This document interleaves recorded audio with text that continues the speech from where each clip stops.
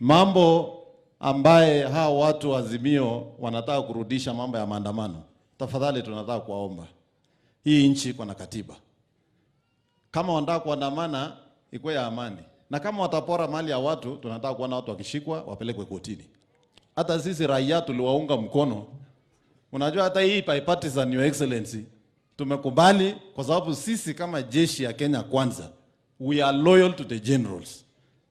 Lakini kama ni kusema tunaongea alafu wanasema tunarudi maandamano, sijui ameandika barua waambie tunangoja majibu. Wasitusumbue, si tunataka kufanya kazi na tunataka kupanda miti. Ya mwisho, hii Nyandarua, Your Excellency, vile mheshimiwa mbunge Wanjiku amesema, hapa ni diaspora ya Mount Kenya. Hata sisi watu ya Rift Valley tuko na stake. Na hapa iko nyuma. Hapa iko shida ya mabarabara.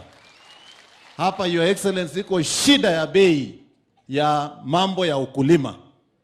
Wakati serikali itakuwa ikifanya subsidy ya chakula, hiyo pesa ipewe wakulima ambao wanalima.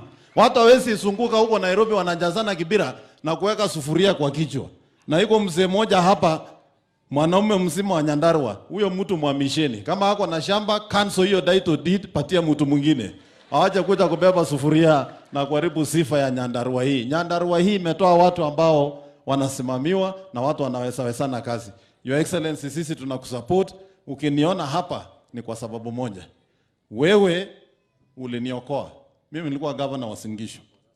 Kama kina Kioni wangefaulu kuinsight wananchi, hata huyu Methu wangekuwa hapa. So mimi niko hapa kwa sababu niko loyal kwa Rigiji. Wewe ni mtu ya nursery school, pana ongeanga mingi. Asanteni sana na Mungu awabariki.